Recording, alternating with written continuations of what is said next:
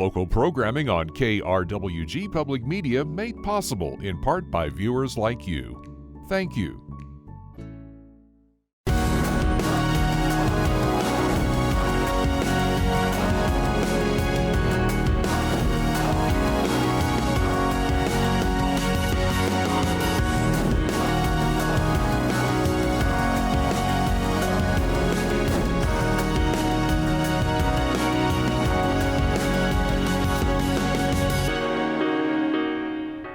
Hello and welcome to Fronteras, a Changing America. I'm Anthony Moreno.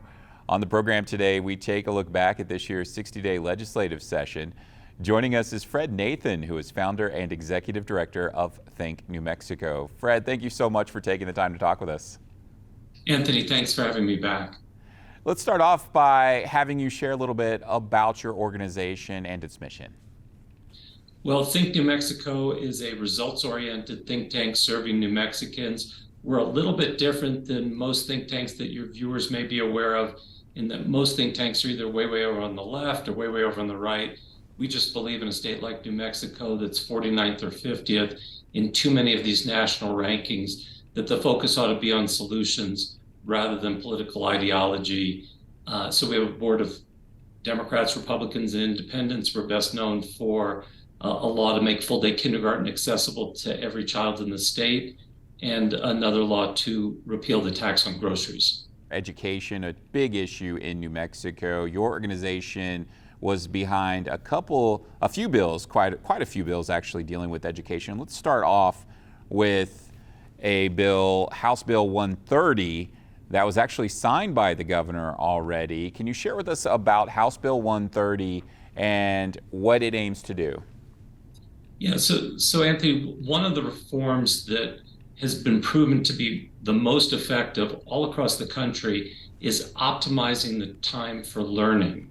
So for example, in New Mexico, elementary students are required to have 990 hours of instruction per year.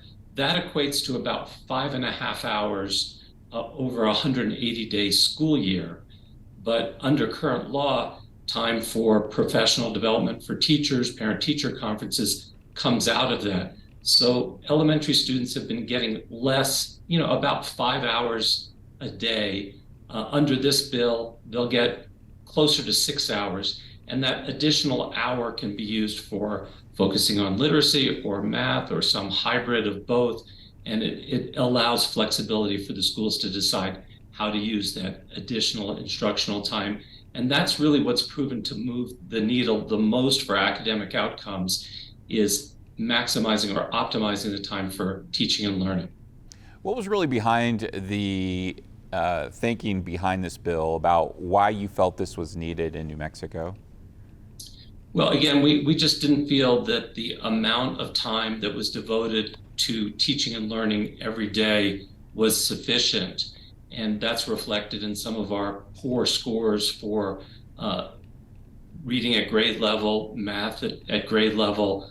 We're really below every other state. We're ranked 50th. And so this was sort of an obvious reform that's worked everywhere. And we thought it was overdue and delighted that the legislature passed it and the governor signed it. Did the pandemic impact any of this issue, dealing with getting kids the extra time to learn? Absolutely, and I'm glad you brought that up. There was tremendous learning loss, of course, during the pandemic. The legislature had tried to make this an optional thing to try to incentivize districts to increase the time to make up for that learning loss, but too many districts didn't accept those incentives. So this was something that the legislature finally just sort of bit the bullet and said, we're going to just simply require this. What about having the resources to extend this learning time? Is it going to affect teachers in any way where they're not going to get this pay, or the educational specialists who may be working with the children? Right. So a part of this legislation, I think that there's about $250 million in the budget. And so most of that spending will be on teachers to compensate them for the additional time that they'll be teaching. So it's win-win. In addition, teachers will receive more time for professional development, the training that they need to keep up with their profession. So there's a lot of positive things in House Bill 30 that will benefit teachers in addition to the students. What about feedback from the parents? What are parents saying about this bill? I think it's a little more mixed with parents. Some parents see it as interfering with their calendars and so forth, but I think a lot of working parents really appreciate this additional time, and it just improves the quality of life for their whole family in addition to the benefits for their children. Okay, let's move on and talk about Senate Bill 438, maximizing education funding to the classroom. I know this is an issue that your organization has been working on for some time. Can you share with us a little bit about why you think this can make a difference? So we think this is very important. The budget arm of the legislature did a 12-year study from 2007 to 2019, where they looked at where's the money going after it gets appropriated by the legislature, and looking at the district budgets. And there's 89 school districts in New Mexico. And what they discovered over that 12-year period is the growth in spending for central administration. So the superintendent's office, for example, has grown by 55%, whereas spending in the classroom and at the school sites where the actual learning takes place grew only about 19 to 20%. So what this bill was designed to do is to stop districts from increasing the spending for central administrative office spending, which really has no effect on students, to no more than the increase in classroom spending, which does have an enormous impact on students. And that bill unfortunately didn't get a hearing, but we were able to salvage a part of it, which is to reduce the 244 reports that school districts have to send to the public education department every year. And of course, that's a big factor in increasing that spending on central office administration, hopefully by reducing the number of reports, many of which are duplicative or unnecessary, can bring down that central office spending, which can then be converted over to the classroom and the school sites where the actual learning takes place. Okay, let's also talk about efforts that you've been involved with that have to do with teacher residencies and principal pay and training. Can you share a little bit about this effort? Thank you for that question. Those are really important reforms, and I'm happy to report both were adopted by the legislature this year. Teacher residencies are kind of like apprenticeships for new teachers. And what we do in New Mexico currently is new teachers are just thrown into a classroom and it's sort of sink or swim. But what a lot of other states have found success with is providing a year for an apprenticeship where a new teacher will be paired with a veteran teacher and spend a year learning how to control a classroom and to observe before they're thrown in and responsible for a classroom on their own. This has been shown nationally to keep people in the profession almost twice as long as those that don't have a residency. So this is also a strategy not only to improve the quality of teaching, but to address the teacher shortage, which every state is facing. So that was a big win.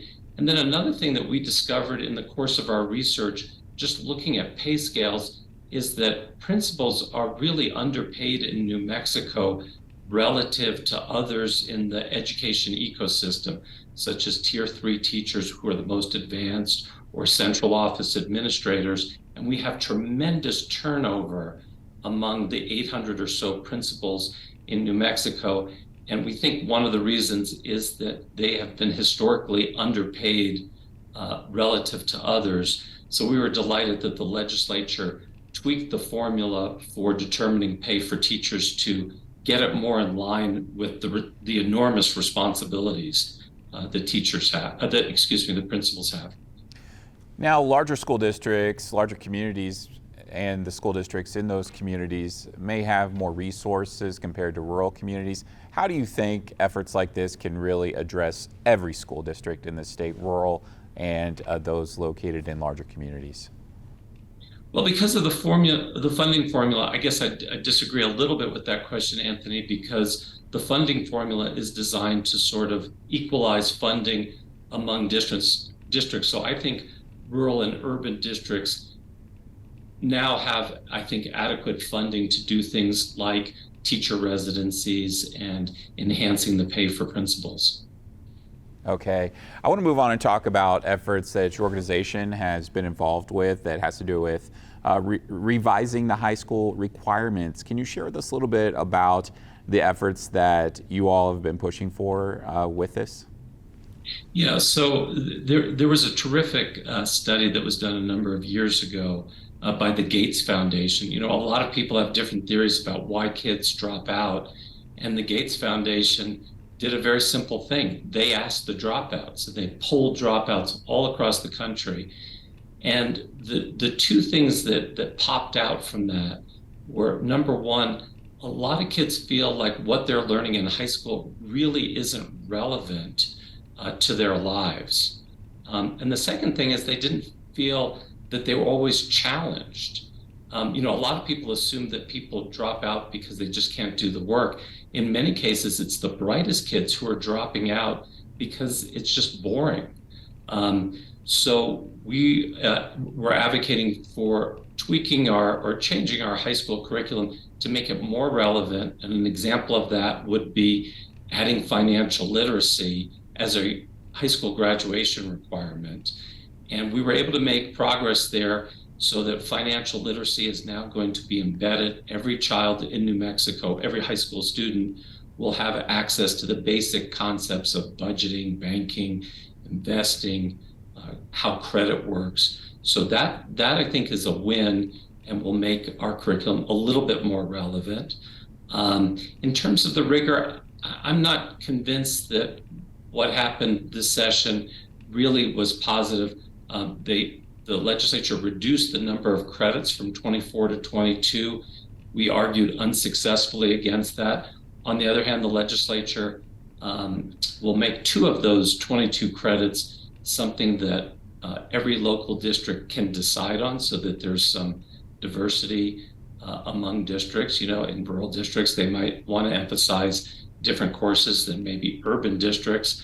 So all in all, I think the curriculum bill was a step forward, but we can still continue to work on that and try to improve it. With research out there or school districts that have implemented those personal finance courses for high school graduation, what are some of the things that you learned from what's already been out there and what other school districts have tried and how that's made an impact? Well, one of the fascinating things about teaching financial literacy that we learned from other states is not only is it beneficial and keeps kids in schools because they recognize how important it is for them. Another aspect of it is it's sort of an anti-poverty strategy. What they've learned in California, for example, when they added it to the curriculum, is that a lot of these kids would take what they learned in school and take it home and teach their parents and their grandparents some of these concepts. And, you know, in New Mexico, we're 47th of the 50 states in our financial literacy. So lots of area for improvement, not only among this generation of students, but again, their parents and grandparents will benefit from this. Your organization has also been advocating for smaller class sizes in New Mexico. Can you share with us a little bit about why this can make a difference? Well, it's better for students to get more attention from their teachers. And the literature here is actually a little mixed, Anthony. It doesn't really make a big difference if you have 20 students and you go to 18 or 15. Where the big improvements happen is not just looking at those numbers, but who those kids are. And we have a lot of at-risk kids in New Mexico, and they really need that one-on-one attention with their teachers. So we try to adjust the current formula that the state uses right now to incorporate the number of at-risk students that teachers are teaching and try to make those classes smaller. Unfortunately, this bill didn't get to the finish line, but there was lots of positivity around it, and I think you can expect for it to come back next year. Now, there's no secret that New Mexico faced a large teacher shortage in recent years. They had to call in the National Guard, I believe it was a couple years ago, to address that issue. Your organization has been working to overhaul colleges of education across the state. Can you share with us a little bit about that and why you think that's so important? Well, I think it's important because if you look over the last decade, there's been a 75% decline in the enrollment in colleges of education. There's 7 or 8 in New Mexico. And that's obviously a frightening statistic when you think that there's this national competition for teachers, and and the enrollment is declining so severely. When we talked to rank and file teachers across the state, we heard many of the same themes. Number one is these future teachers were telling us what we're being taught is very theoretical. What we needed was more practical advice and teaching. So we are recommending for the colleges of education that 4th year be a teacher residency and let them go in and teach a class with a veteran teacher.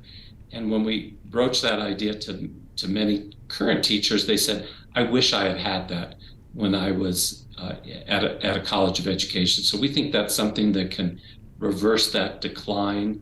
Another thing that we were surprised to find out was that many people who teach in the colleges of education have not themselves taught in a classroom. So we had a bill that would require at least 5 years of teaching in a classroom before you can teach other teachers. We think that's another overdue reform. Unfortunately, this bill also didn't make it to the finish line, but we had some good discussions, and I think that's a bill that you'll see come back next year. You also had another bill, I believe it got stuck in committee, that deals with enhancing school board performance. Can you share with us a little bit about that? As we've seen school board meetings, some of them across the country have gained a lot of attention for various reasons, but why do you think this is needed, and addressing school boards to ensure that they are performing at the highest level, how essential is that?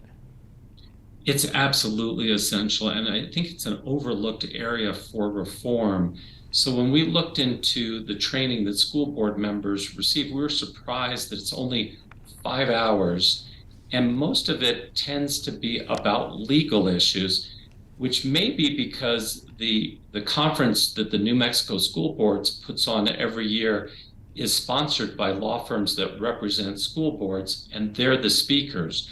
But what we found looking across the country is the 3 areas that school board members need to know the most about it's not legal issues. It's things like, what can I do as a school board member to enhance academic outcomes?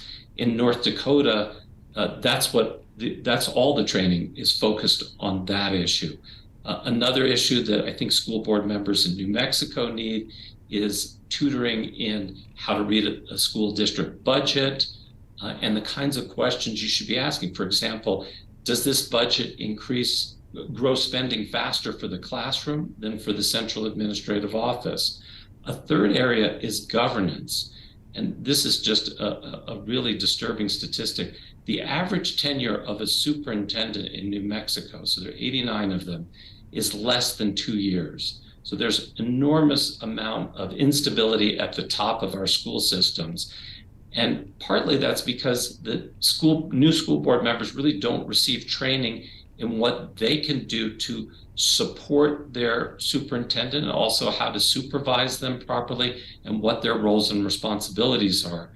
In addition to training, we also want to create more transparency. For example, why don't we webcast all school board meetings? So in the rural parts of the state, parents don't have to travel 60 miles in some cases to go to a school board meeting, but can just watch at home. Another thing is that only the 4 largest school districts do candidates for the school board have to disclose their campaign contributions. And we think, something that would build trust and would be very important to know is to have all campaign contributions to all candidates for the school board, whether it's a small district or a large district. The public really has a right to know who's influencing these elections.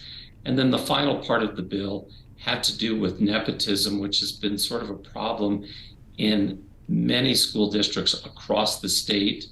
And so this would just, when we looked into why that is, we discovered there's no consequence in state statute for nepotism involving school board members, where, for example, a school board member might go to a superintendent and they're the boss of the superintendent and say, gosh, could you give my daughter or my son a job in the central administration? And that happens too often. In Valencia County, the entire school board was removed. 2 of the 5 were involved in nepotism. So we'd like to make it easier to remove school board members that engage in nepotism. I only have about a minute and a half with you, but I'd like to hear from you. With the bills that we discussed, which ones do you think have the greatest opportunity to making it to the floor and getting passed in the next legislative session? I think that school board bill has enormous support. We had support from the New Mexico Chamber of Commerce, as well as the American Federation of Teachers. I think it was the only bill this session that enjoyed both business and labor support.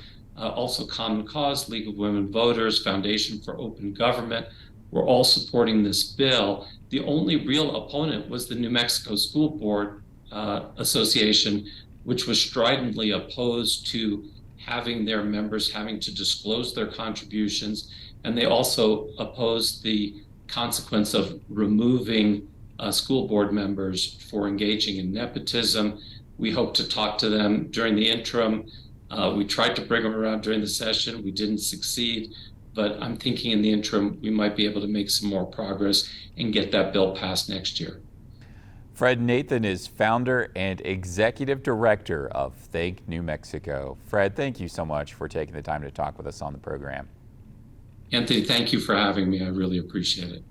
Now we move on to our segment, Living Here. Producer Christian Valle takes us to Mesilla to introduce us to artist Janice Cook, who works with pottery.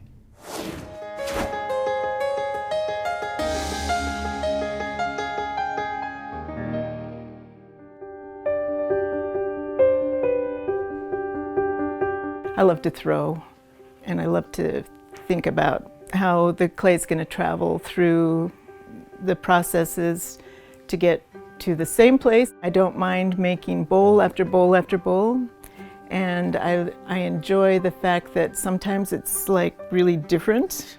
I just like the variety in my daily work. I get up and down and I load the kiln and I make clay, and I get a lot of variety in my life. So I get bagged clay. Some of it's from England, some of it's from the southern states. They have a lot of white clays, and I have developed a formula over the years that I use. So I start with the clay, then you wedge the clay, get all the air bubbles out. The first thing is centering, to get all the clay in one spot in the middle so that whatever you do to one edge happens all the way around.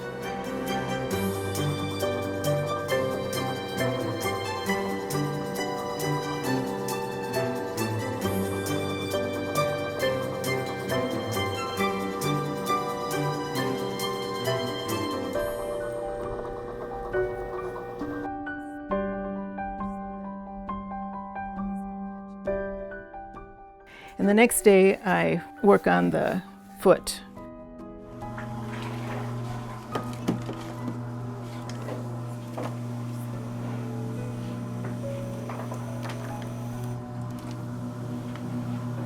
And it's really meditative because you really have to concentrate on what you're doing, and it gives your mind a break from the world. So enjoy yourself. I'm getting ready to fire it the first time. When it comes back from the first firing, this kind of a design that I've done with a stencil, I'll come back and do little details with a brush. So here is a lizard form. can come off. And then here are 2 leaves. Now what I've done here is put down with a brush, I've put down this green, and you can build up a design that way, lots of different layers if you want to. Then it's fired a second time, glazed and fired. And I put it on the shelf and talk to people about it. In 2006, my husband and I built this studio along with the help of our third studio mate, Jean Rundell. People come right to us and it's so wonderful. Yeah, we have a website, thepotteriesmessia.com. I want them to feel happy in their daily lives, using it. I want it to be a source of some joy to them. That's it for our program. You can view previous episodes of Fronteras, A Changing America, and others at our website, krwg.org, where you can stay updated anytime. We are on Facebook and Instagram, and you can stream previous episodes of this program on YouTube as well. I'm Anthony Moreno. Thank you so much for joining us. We'll see you next time.